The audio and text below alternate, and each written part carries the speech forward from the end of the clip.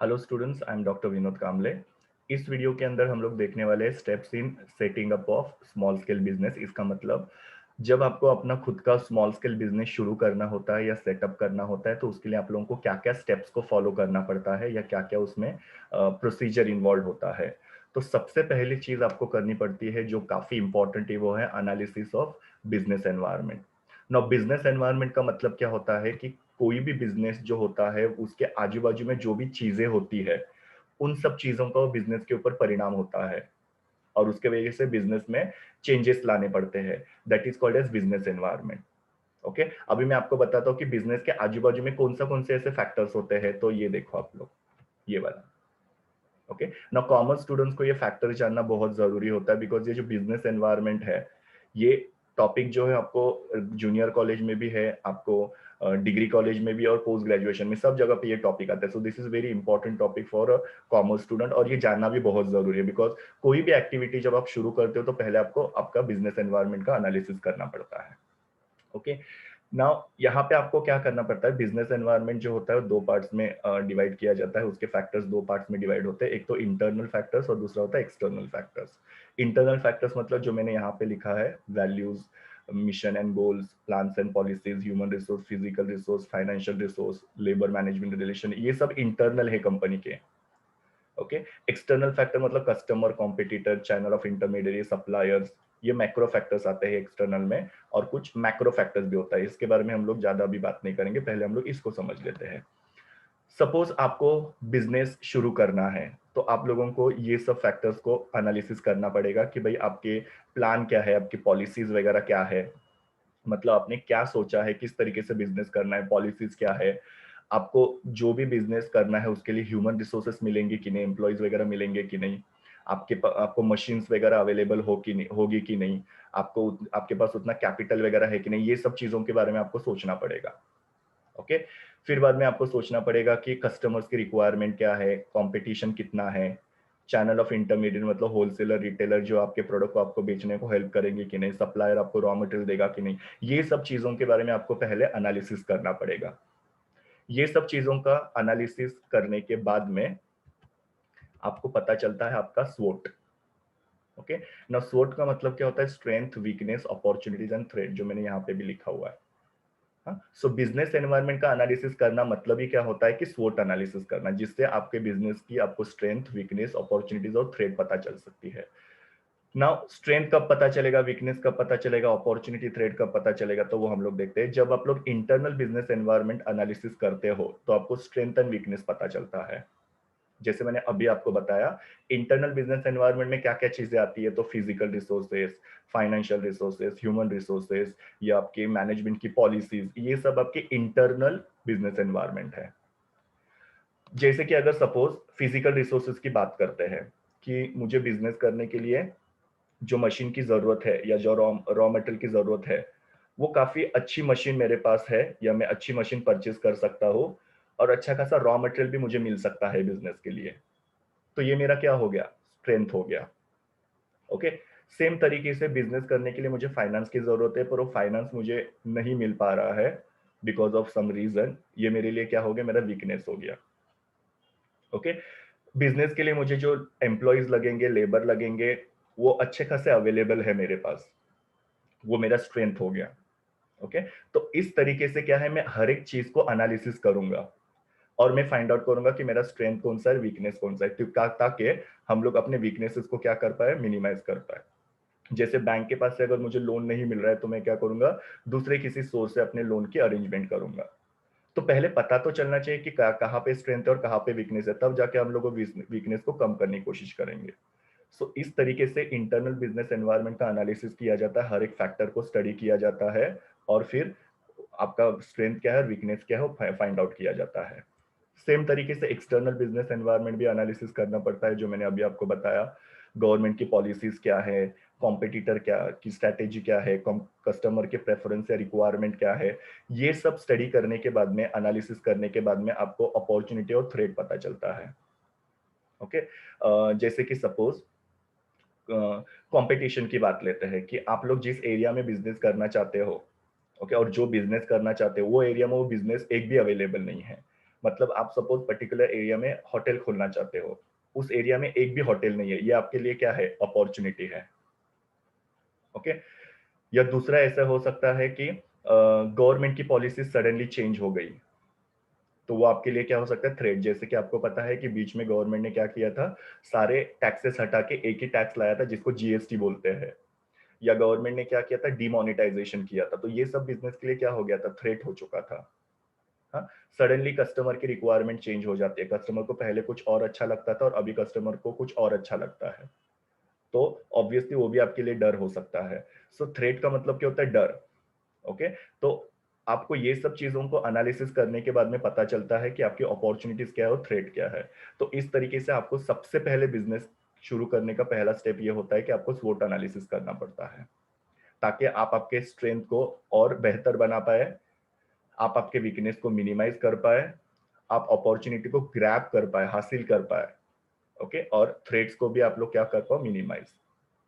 सो internal business environment से SW पता चलता है, एक्सटर्नल बिजनेस एनवायरनमेंट से O और T पता चलता है।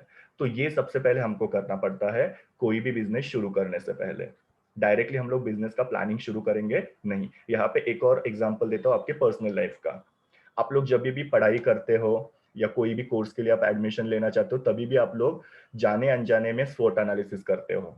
जैसे आपको किसी कोर्स में एडमिशन लेना है, तो आपका स्ट्रेंथ क्या है, जैसे कि एक पर्टिकुलर सब्जेक्ट जो है आपका बहुत स्ट्रांग है। जैसे कि आपको साइंस लेना है, साइंस के फील्ड में स्टडी करनी है, तो आपका साइंस बहुत अच्छा है, आपका मैथ्स बहुत अच्छा है, ये आपका स्ट्रेंथ हो गया। पर आपके पास उतना फीस भरने के लिए पैसा नहीं, वो आपका वीकनेस हो गया। ओके। साइंस में आगे जाके आपको बहुत सारे जॉब अपॉर्चुनिटीज मिल सकती है, ये आपकी अपॉर्चुनिटी हो गई। ओके।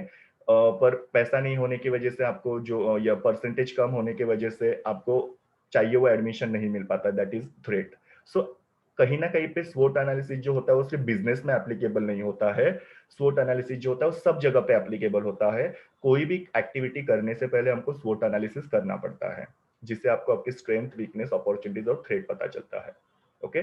सो सबसे पहले बिजनेस के अंदर, आप बिजनेस शुरू करते समय आप लोगों को बिजनेस एनवायरनमेंट को एनालिसिस करना पड़ता है। हर एक ये जो फैक्टर मैंने आपको बताया है, हर एक फैक्टर को आपको स्टडी करना पड़ता है। ओके। सो ये आपका पहला स्टेप हो गया।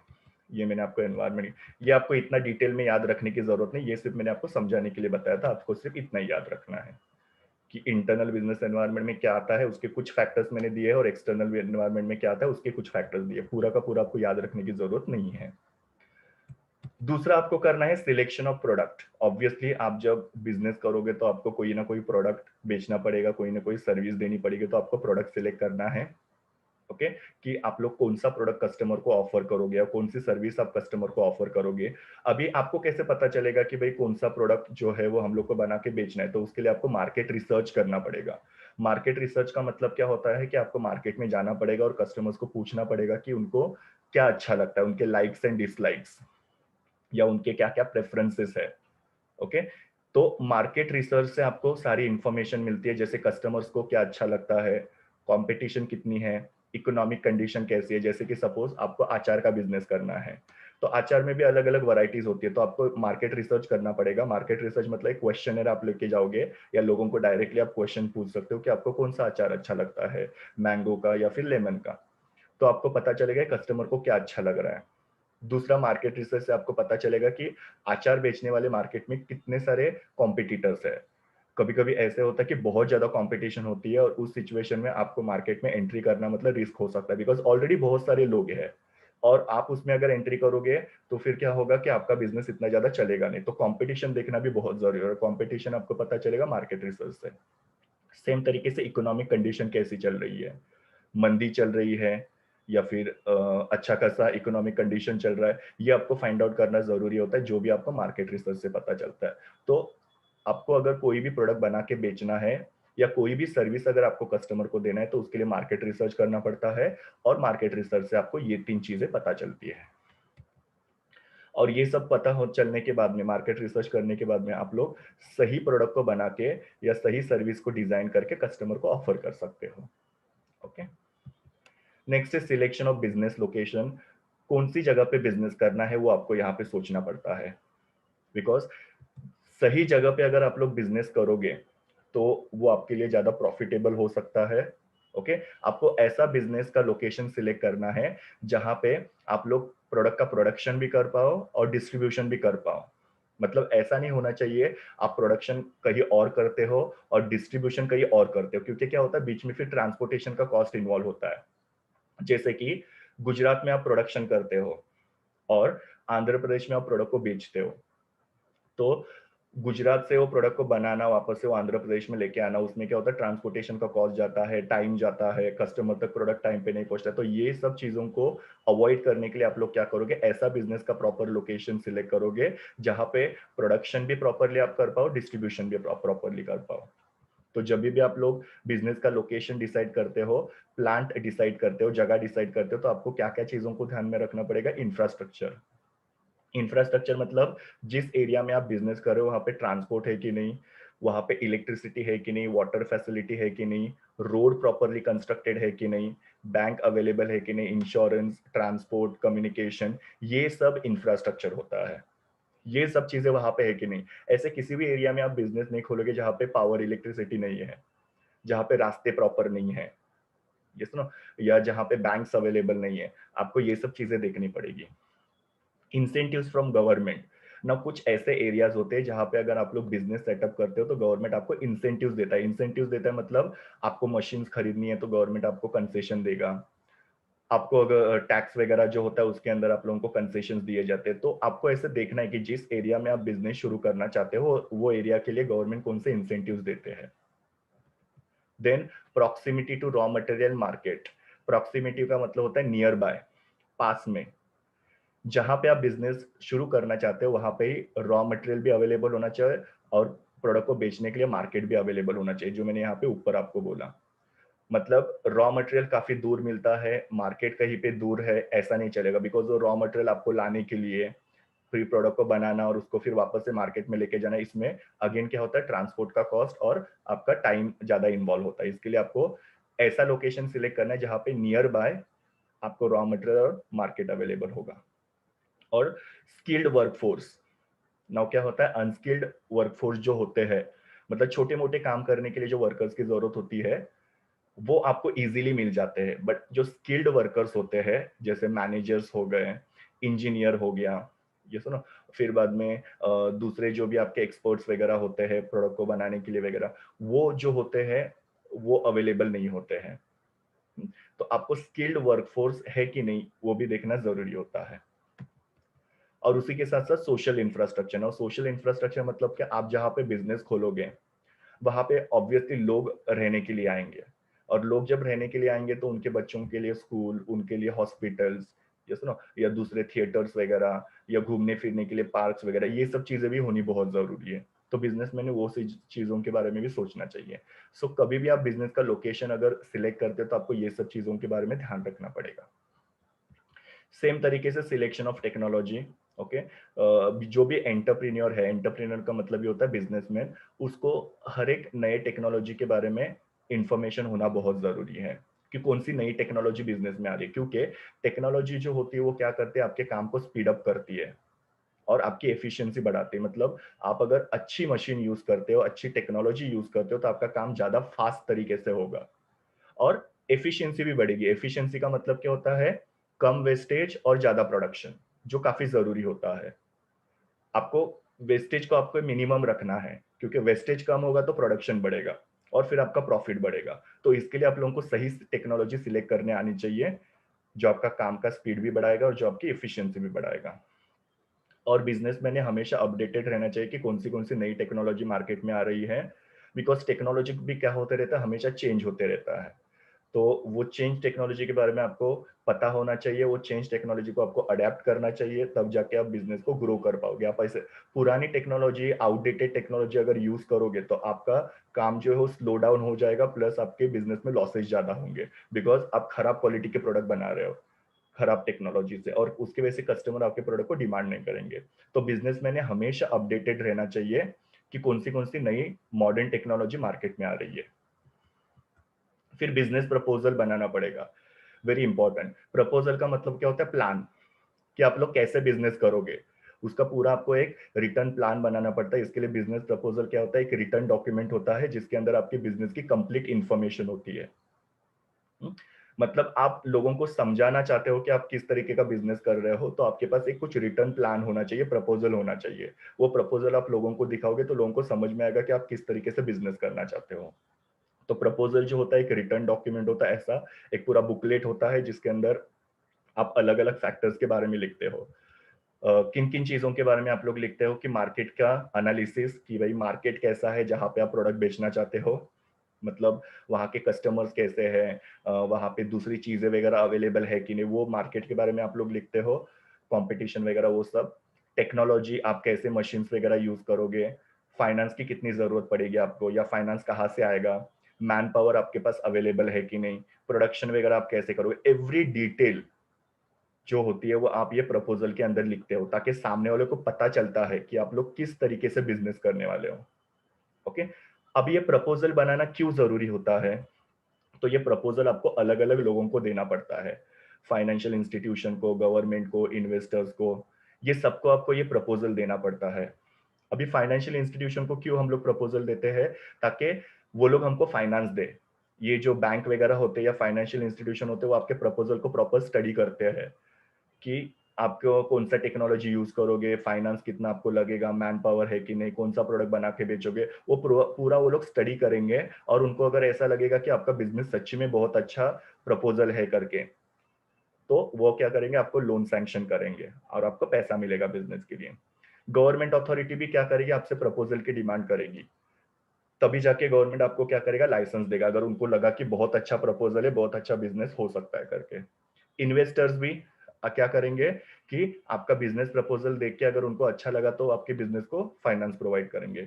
सेम तरीके से सप्लायर्स होते हैं, सप्लायर मतलब जो आपको रॉ मटेरियल देने वाले रहते हैं, तो सप्लायर को भी आपको ये प्रपोजल दिखाना पड़ेगा, उनको अगर अच्छा लगा तो आपको रॉ मटेरियल देंगे उधारी में। तो अलग अलग पार्टीज को अट्रैक्ट करने के लिए आप लोगों को बिजनेस प्रपोजल की जरूरत पड़ती है, जिसके अंदर आप ये सारी इंफॉर्मेशन को डिटेल में लिखते हो, जिसको पढ़ के ये सारे लोग जो होते हैं वो आपको बिजनेस को सपोर्ट करते हैं। इसके लिए इसको ब्लूप्रिंट बोला जाता है। ब्लूप्रिंट का मतलब क्या होता है, आप कैसा बिजनेस करने वाले हो, उसका एक ढांचा या उसका एक गाइडलाइंस या उसके ये होते हैं कि स्ट्रक्चर जो होता है वो। ओके। सो बिजनेस प्रपोजल एक रिटर्न डॉक्यूमेंट होता है जिसके अंदर आप आपके बिजनेस जो आप शुरू करने वाले हैं, जिसको प्रपोज बिजनेस बोलते हैं, जो आगे शुरू होगा उसकी कंप्लीट इंफॉर्मेशन होती है। ये एक तरीके का ब्लूप्रिंट है जिसके अंदर आप लोग ये सारी डिटेल्स मेंशन करते हो, और ये सारी डिटेल जो होती है वो ये सारे पार्टीज को अट्रैक्ट करने के लिए काफी यूजफुल होती है, ताकि ये लोग आपके बिजनेस में आपको सपोर्ट करें। नेक्स्ट है, आपको आपके बिजनेस को रजिस्ट्रेशन करना पड़ता है। बिजनेस को रजिस्टर करोगे तो हमेशा बेनिफिशियल रहता है, क्योंकि रजिस्ट्रेशन की वजह से आप लोगों को कुछ बेनिफिट्स मिलते हैं गवर्नमेंट के तरफ से, ऐसे कुछ बेनिफिट्स होते हैं, तो हमेशा अपने बिजनेस को रजिस्टर करना है। और स्मॉल स्केल बिजनेस को रजिस्टर करने के लिए डीआईसी के पास जाना पड़ता है, डिस्ट्रिक्ट इंडस्ट्रियल सेंटर। वहां पे उनके ऑफिस में जाके आप लोगों को एक एप्लीकेशन फॉर्म लेना पड़ता है। वो एप्लीकेशन फॉर्म जो होता है आपको ड्यूली फिलअप करना होता है। ड्यूली फिलअप मतलब कंप्लीट फिल करना, और उसके अंदर आपको सारी आपके जो इंफॉर्मेशन है वो लिखनी है, उसके साथ जो जो डॉक्यूमेंट्स की रिक्वायरमेंट है वो डॉक्यूमेंट अटैच करने पड़ेंगे, और आपको एक प्रिस्क्राइब फीस के साथ ये उनको सबमिट करना पड़ेगा। ओके। तो जैसे मैंने आपको बोला, रजिस्ट्रेशन करना वर्थवाइल या काफी इंपॉर्टेंट होता है। अगर आप रजिस्टर करते हो तो गवर्नमेंट की तरफ से आपको काफी सारे बेनिफिट्स मिल सकते हैं। रजिस्ट्रेशन के लिए आप डीआईसी मतलब डिस्ट्रिक्ट इंडस्ट्रियल सेंटर के पास जाते हो, जहां से आप एप्लीकेशन फॉर्म लेके उसको ड्यूली फिलअप करते हो, रिलेवेंट डॉक्यूमेंट लगाते हो, और फिर प्रिस्क्राइब फीस के साथ आप उनको सबमिट करते हो, और उसके बाद में आपको सर्टिफिकेट मिलता है बिजनेस शुरू करने का। फिर है अरेंजमेंट ऑफ रिसोर्सेज। ये भी काफी इंपॉर्टेंट होता है। आपने बिजनेस के बारे में सब कुछ सोच लिया, अभी आप लोगों को सारे रिसोर्सेज को इकट्ठा करना है। तो कौन से रिसोर्सेज की जरूरत होती है, तो फिजिकल रिसोर्स, जो मैंने ऑलरेडी आपको बताया कि मशीन एंड रॉ मटेरियल, इनको आपको इकट्ठा करना पड़ेगा। जैसे कि आपको सोचना पड़ेगा कौन सा मशीन खरीदूं या कितने मशीन खरीदूं, रॉ मटेरियल कहाँ से लूं, कितना रॉ मटेरियल लूं, ये सोचना पड़ेगा।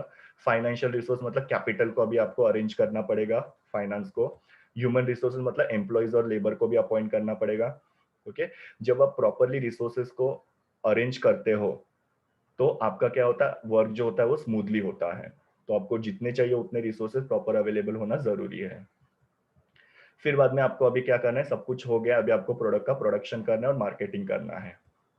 नाउ यहाँ पे जो एंटरप्रेन्योर होता है वो प्रोडक्ट को बनाना शुरू करता है, जो भी आपने प्लान किया था। प्रोडक्ट को बनाने के बाद में उसकी प्राइस डिसाइड करनी पड़ेगी कि कौन से प्राइस पे आप वो प्रोडक्ट को बेचोगे, जो अगेन बहुत इंपॉर्टेंट होता है। बहुत ज्यादा प्राइस चार्ज करके भी नहीं चलेगा, कम प्राइस चार्ज करके भी नहीं चलेगा, बिकॉज प्राइस आप ज्यादा चार्ज करते हो तो क्या होता है कि कस्टमर जो होते हो प्राइस सेंसिटिव होते हो, फिर वो आपको प्रोडक्ट को परचेस नहीं करते हैं। और कम प्राइस चार्ज करने की वजह से आपको लॉस हो सकता है, तो आपको प्रॉपर एनालिसिस करना पड़ेगा। ओके, कुछ प्राइसिंग के स्ट्रेटेजीज होते हैं वो आपको फॉलो करने पड़ेंगे और आप लोगों को प्राइस डिसाइड करना पड़ेगा। उसके साथ साथ आपको प्रमोशनल एक्टिविटीज करनी पड़ेगी। प्रमोशनल एक्टिविटीज मतलब आपको थोड़ी सी एडवर्टाइजिंग टीवी रेडियो न्यूज़पेपर में वगैरह करना पड़ेगा। सेल्स प्रमोशन, सेल्स प्रमोशन का मतलब क्या होता है, कुछ ऐसे टेक्निक जिससे आपका सेल बढ़े, जैसे कि डिस्काउंट दे देना, एक्स्ट्रा क्वांटिटीज वगैरह देना। ओके, एक्सचेंज ऑफर, जैसे पुराना लेके आओ नया लेके जाओ, ऐसा कुछ ना कुछ नया प्रमोशनल एक्टिविटी करना पड़ेगा। फिर आपको होर्डिंग्स लगाने पड़ेंगे, पोस्टर्स लगाने पड़ेंगे, ताकि कस्टमर्स को आपके प्रोडक्ट के बारे में पता चले। प्रमोशन हमेशा जो होता है वो अवेयरनेस क्रिएट करने के लिए और लोगों को आपका प्रोडक्ट परचेस करने के लिए इन्फ्लुएंस करने के लिए होता है, तो प्रमोशन करना जरूरी है। और फिर बाद में आपको क्या करना है, जो प्रोडक्ट है वो राइट कस्टमर को राइट टाइम पे राइट प्लेस पे डिलीवर करना है, ये भी काफी जरूरी होता है। काफी बार क्या होता है कि आपने बहुत अच्छा प्रोडक्ट बनाया, प्राइस भी सही चार्ज की, प्रमोशन भी बहुत किया, पर कस्टमर को प्रोडक्ट जो होता है वो मिलता ही नहीं है मार्केट में। तो आपको ये देखना है कि कस्टमर को ये प्रोडक्ट जो है वो टाइम पे अवेलेबल हो और राइट जगह पे अवेलेबल हो। कस्टमर आपके प्रोडक्ट को मार्केट में ढूंढते नहीं रहेगा, बिकॉज कस्टमर को अगर आपका प्रोडक्ट नहीं मिलेगा तो वो क्या करेगा, दूसरे किसी के पास से परचेस करेगा। तो आपको ये देखना है कि आपका प्रोडक्ट जो है कस्टमर तक पहुंच रहा है। ये जो मैंने आपको चीजें बताई इसको 4 पीस बोलते हैं। मार्केटिंग मतलब हमेशा याद रखना कि मार्केटिंग में 4 पीस होते हैं। प्रोडक्ट, जो मैंने आपको बताया कि प्रोडक्ट आपको बनाना है, प्राइस आपको चार्ज करना है, प्रमोशन करना है, प्लेस मतलब क्या होता है, बेचना, कि राइट टाइम पे राइट कस्टमर को राइट जगह पे आपको प्रोडक्ट को क्या करना है, बेचना है। ना, जब आप प्रॉपर मार्केटिंग करते हो, प्रॉपर मार्केटिंग मतलब ये 4 पी जो है वो आपके प्रॉपर होते हैं, तो कस्टमर सेटिस्फाइड होता है। इसमें से कोई भी एक पी अगर प्रॉपर नहीं होगा तो कस्टमर जो है डिससेटिस्फाइड होगा। और लास्ट में फिर आपको कस्टमर का फीडबैक लेना है या उनका रिव्यूज लेना है। ओके, नाउ कस्टमर का जो फीडबैक होता है वो किसके बारे में होता है, प्रोडक्ट के बारे में, कि उनको प्रोडक्ट अच्छा लगा कि नहीं, उनका सेटिस्फेक्शन लेवल कितना है।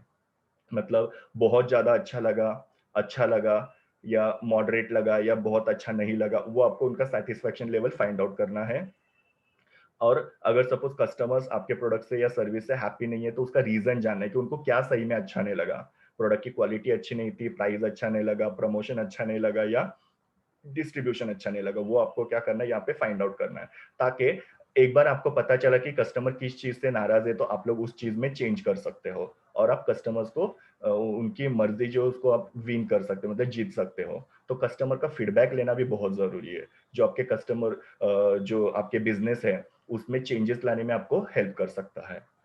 तो ये सारे स्टेजेस आपको फॉलो करने पड़ते हैं जब आप लोग आपका कोई बिजनेस शुरू करने के बारे में सोचते हो तभी। ओके, इवन आप लोग जब आपके पर्सनल बिजनेस शुरू करने के बारे में सोचोगे तो यही सब स्टेप्स में से आपको जाना पड़ेगा। Okay, so that's all about steps in setting up of small scale business. ये मेरे यूआरएल है जहां से मैंने इमेजेस लिए हुए हैं। Thank you students, please do like share comment and subscribe to my YouTube channel, and also recommend my channel to your friends. We will meet in the next video.